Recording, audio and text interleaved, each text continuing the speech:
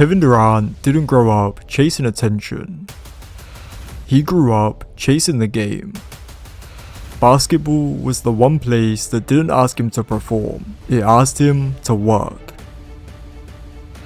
Before the debates, before the tweets, before the choices, there was just Kevin Durant and the game he loved.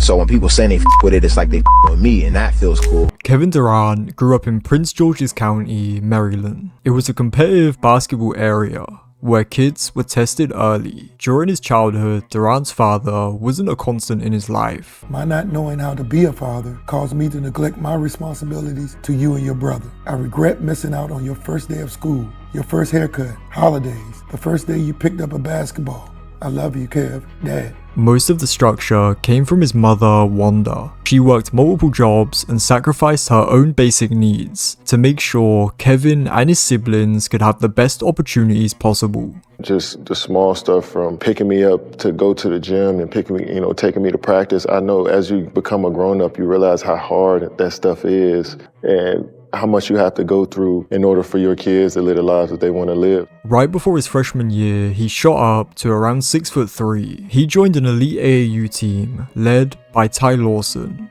but everything still had to be earned, not given. Coaches worried about his frame, his strength, and his poor grades, placing KD on the bench of the secondary reserve unit. Kevin started his freshman year at the local public high school. One of his closest friends, an AAU teammate attending National Christian Academy, kept asking the head coach to go to Kevin's high school and watch him play. At first, the coach said no, but after weeks of persistent nagging, he finally agreed to take a look. The scoring was impossible to miss, and Durant transferred soon after. Over the summer, he grew again, jumping from 6'3" to 6'8". With that growth came attention from the top programs in the country. KD transferred to Oak Hill Academy, forming a big three with former AAU teammate Ty Lawson and his childhood best friend Michael Beasley.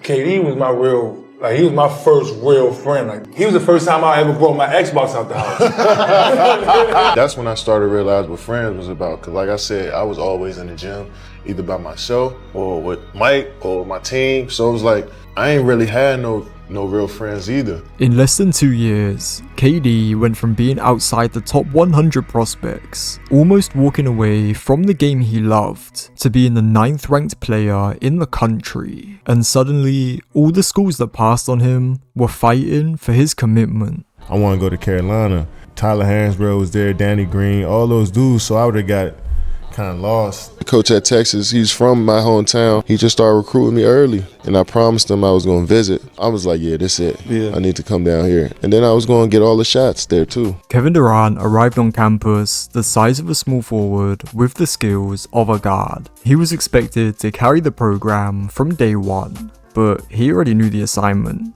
It's hard to say when you got a 40-inch sleeve in. Oh my goodness. As great as Carmelo Anthony was his 1 year at Syracuse, Durant might be even better. Gonna reverse the turnaround again, and he got it. Durant gets a touch and hits another three. I'm telling you, amazing.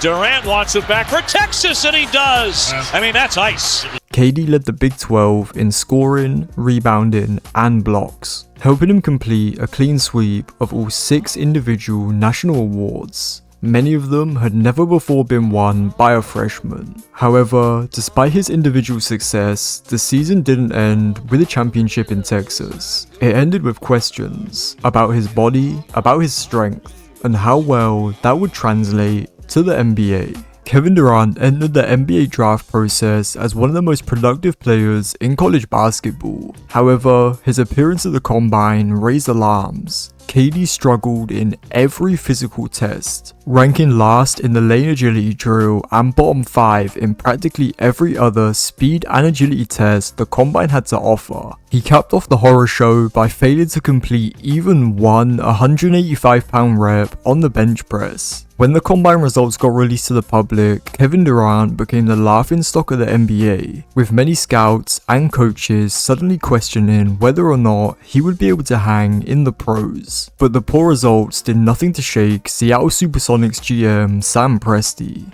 With the second pick in the 2007 NBA Draft, the Seattle Supersonics select Kevin Durant from the University of Texas. You knew this was coming. You knew his name was about to be called, and yet so much emotion. Why? I'm sorry. I'm just really proud of him, and I'm happy for him. Durant arrived in Seattle during a transition period. The roster was young, the expectations were unclear, and there was no slow introduction. From opening night, Durant was placed in the starting lineup. The league tested him immediately. Teams matched their most physical defenders up with KD every single night. It's in the Western Conference. Money time for Durant. For three! Ridnour will lob the jam. Something going toward the rim. In it comes to Durant. He's going to try to win it. Good at the buzzer! Fueled by the disrespect he was shown by league officials at the Combine, Durant torched his matchups on a nightly basis, becoming the first rookie to average 20 points per game since LeBron James and Carmelo Anthony did it 4 years before. By the season's end, there was no debate. Kevin Durant was named NBA Rookie of the Year. Kevin Durant didn't struggle in the NBA because of basketball. He struggled with everything that came with it. I paid my dues, I think, and I learned a lot and I waited my turn, so hopefully my turn is now. It's always fun, man. Like I've been saying before, man, I'm still a kid myself. Since the season ended, how many days total have you been without ball? Oh, 10, 11 probably. I can't stay away from the game that long. I know it could be tough on my body, but I just can't stay away from it, and just trying to get always trying to get better every time I step on the floor. So in Oklahoma City, he became great fast. Before he had time to figure out who he was, the league had already decided who he needed to be.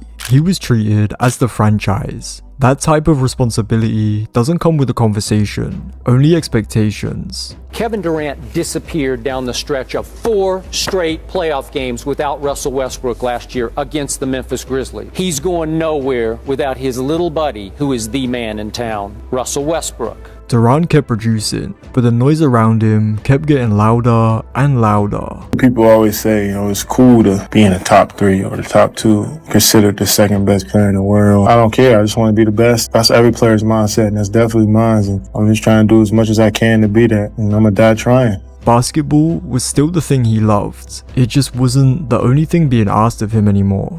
Year by year, Kevin Durant and the Oklahoma City Thunder kept getting better and better. He added strength, he tightened his handle, learned where his shots came from. Wins followed, but so did expectations. He can pull up from 30. He has a mid-range game. He can shoot off the dribble. He can spot up. This dude has the opportunity and the chance, if he wants to, Skip, to eclipse Kareem Abdul-Jabbar as the greatest scorer in NBA history. He is simply that automatic. I think when you look at the Oklahoma City Thunder, this is a team that's going to be around for a long, long time to come. And I predict before everything is said and done, Kevin Durant will win a couple of NBA championships. Argue over who the best player in the league was. Since Jordan's emergence as the dominant force in the late 80s, though, that argument has been either non-existent, Jordan is the greatest, end of argument, or too difficult to narrow it down to just 2 players. Until now. One is a 3-time MVP with 10 years in the league. The other is a 3-time scoring champion. A tree, green and limber, growing toward the benevolent sun. By the time the league started acknowledging him as the best scorer alive, he'd already known that for years. And in 2014, it all peaked. KD put together one of the most dominant individual seasons the league had ever seen, averaging 32 points a night on the way to his 4th scoring title. And when the season ended, he was named Most Valuable Player. First off, I'd like to thank God for changing my life and let me really realize what life is all about.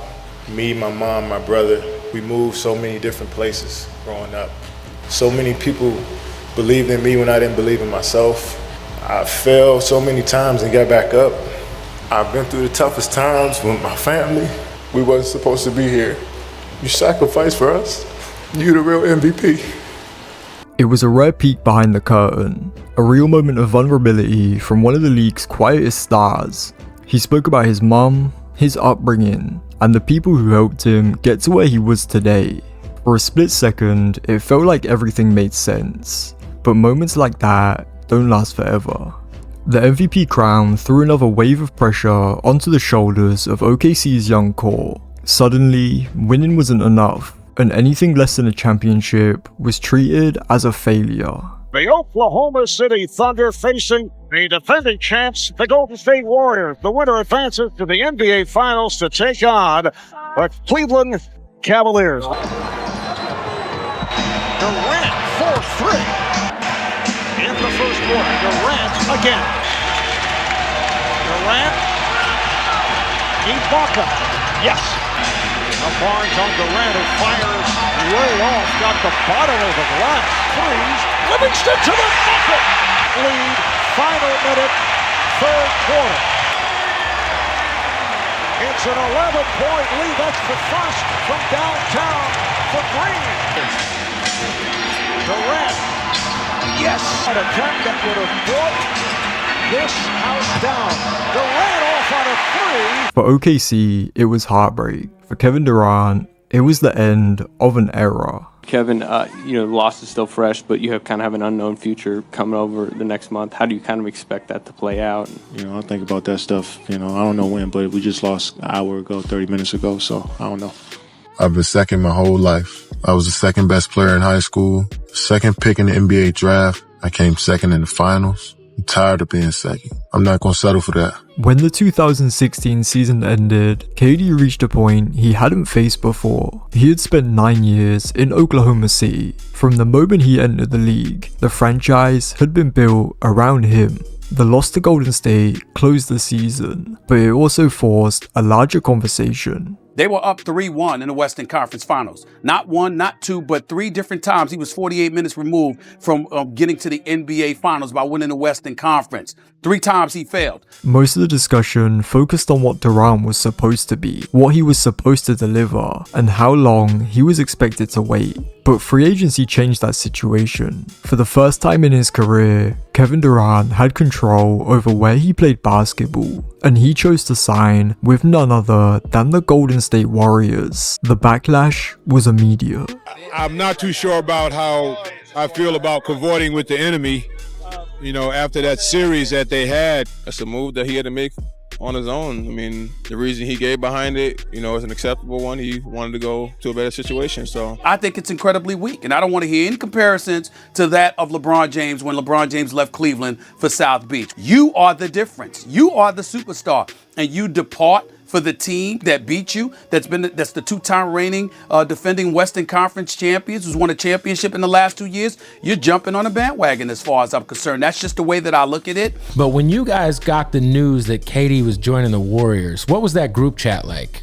This nigga. That's how it was, bro. It was just like, because you're gonna have to see them in the finals. I'm like, for what? Moving to Golden State took a lot of the pressure off Durant's shoulders. He could focus on basketball and put himself in the best position to win an NBA championship. The fit was obvious, and wins came easy. He didn't have to force anything or save possessions. The Warriors were playing basketball in its purest form. In the playoffs, the game slowed, and Durant took over when it mattered. By James, who falls down. It's a dunk for KD. Durant storms into the forecourt down to our right. Durant, Curry for 3. Bang. Side to KD. He'll drive in and flies it for a 2-hand slam. Blocked by Love. Durant again got the loose ball and puts it in and pumps his fist. Back out to McCall. The rookie finds Durant, steps back for 3. Pumps it in. Kevin Durant again. The Golden State Warriors are the 2017 NBA champions. Awards followed, but the reaction from the public stayed cold. The wins could never just be wins. They came with asterisks, arguments, and rewrites. No matter what KD did on the court, none of it seemed to matter. When the playoffs came back around, he did what he always did. Durant cuts inside. Gorgeous pass there from Draymond Green. Durant gets the ball in the backcourt. Pressure by Jeff Green. Left-hand dribble. Spins to back to the right hand. Curry flares by, chased by James. Curry fires away. Durant, Thompson three-pointer. Puts it in. Klay Thompson drills the 3. The back-to-back NBA Finals MVP, Kevin Durant. The result remained the same, but so did the outside noise. Bitch ass Durant, because I thought it was a good way to sum him up. It's just like disgusting to me, just like what he's done to the game of basketball. And the thing about Durant is that he has zero redeeming qualities about him, guys. We can have our opinion, and he could do what he wants to do. If I'm him, I'm not listening to any of us. Right. I'm going to do what I want and win. So hopefully for himself, he's not insecure or upset. And hopefully he didn't win anything tonight by proving it, because he's always been a killer on the court. He had the right to do it. We didn't like it. We're never going to like it because we knew it was going to ruin the competitive balance. Kevin Durant entered the league as a quiet kid. He wasn't loud, he wasn't political. KD just wanted to play the game he loved. Somewhere along the way, that stopped being enough for everyone else. The coverage got meaner, his story started getting written for him, and the original version of Kevin Durant was lost forever.